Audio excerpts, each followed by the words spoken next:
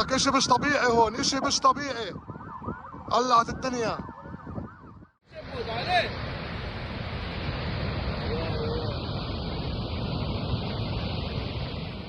مسخرة. طلع طلع طلع طلع، ولع الشارع كله. ابعد ابعد. طلع طلع طلع طلع.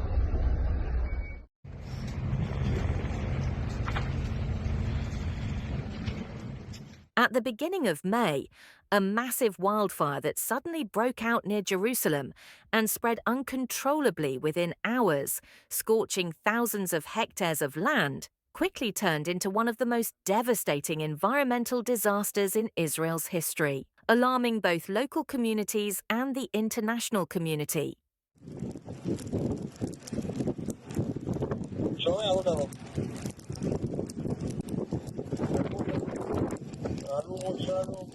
The first flames, which emerged from a forested area west of Jerusalem, rapidly expanded due to intense winds and extreme temperatures exceeding 40 degrees Celsius.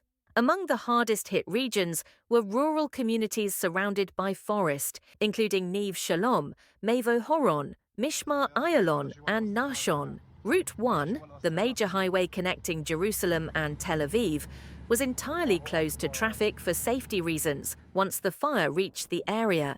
Thousands of residents were evacuated from 9 different settlements under threat, and the growing scale of the fire triggered widespread concern across Israel.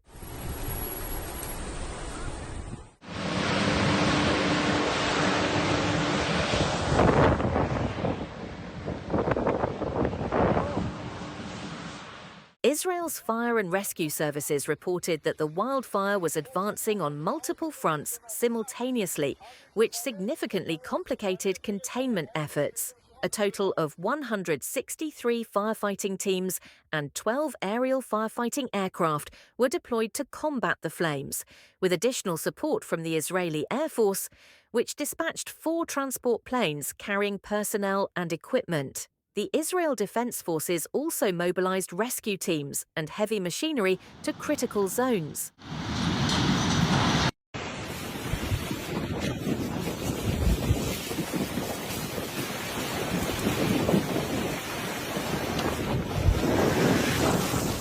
The Jerusalem Fire Department's commander stated that this could be one of the largest fires in the country's history, emphasizing that winds reaching up to 90 kilometers per hour were constantly shifting the direction of the flames, severely hindering suppression efforts. Reports of smaller fires in the area a week prior to the outbreak raised suspicions of arson.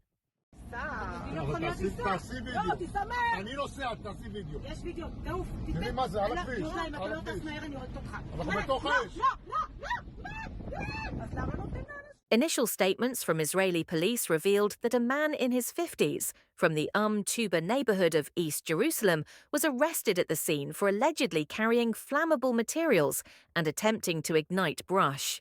2 other individuals were detained the same day on similar grounds.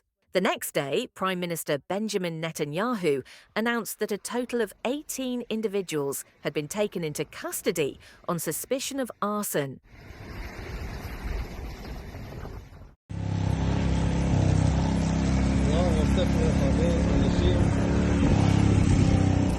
The wildfires also had significant international repercussions. Israel's Ministry of Foreign Affairs reached out to several European countries requesting emergency assistance. In response, Italy sent 2 firefighting aircraft, Croatia 1, and Spain, France, Ukraine, Romania, Cyprus, and North Macedonia also dispatched planes and equipment to support the firefighting efforts.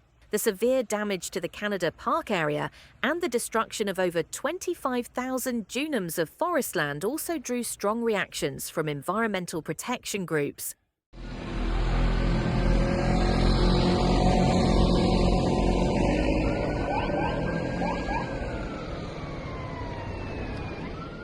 The risk of the fire spreading toward Tel Aviv and into eastern Jerusalem triggered emergency security protocols in the capital. Police patrols were intensified in residential areas just a few kilometers from central Jerusalem. The National Security Council activated contingency plans in case the blaze reached the city centre. Prime Minister Netanyahu warned that the wildfire could pose a threat to national security if not contained.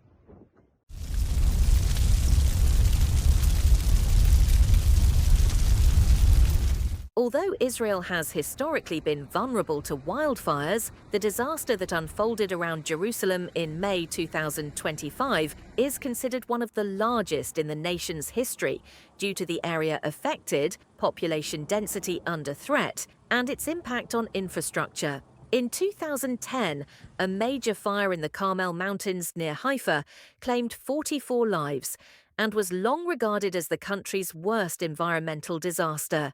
However, that fire affected only 3,200 hectares, whereas the 2025 wildfire has burned more than 25,000 dunams, revealing a growing fragility in the country's fire defense systems.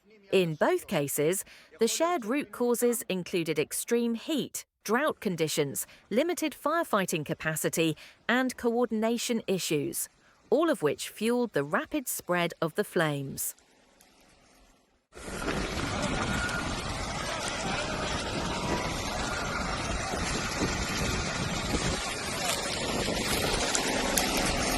Looking ahead, it is clear that the risks facing Israel extend far beyond this single wildfire.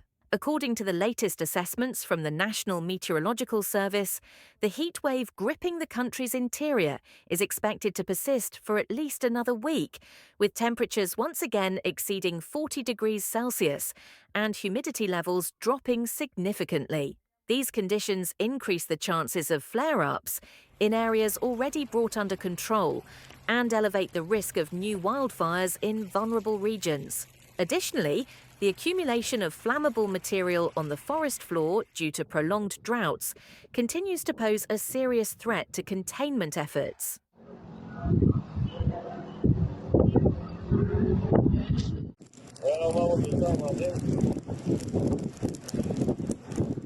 Officials are calling for enhanced preventive measures in several key areas, including the forest belts around Jerusalem, the eastern outskirts of Tel Aviv, the Judean Hills and Central Plains.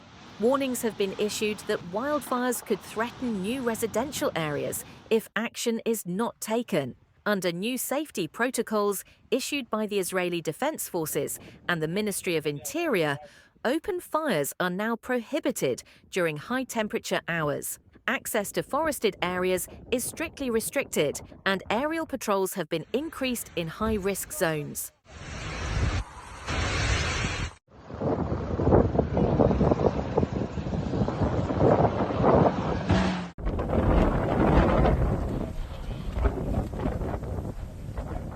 If you want to stay informed about global disasters and receive the most up-to-date and reliable information, don't forget to subscribe to our channel and turn on notifications. Your support helps us reach a wider audience with crucial coverage of these emergencies.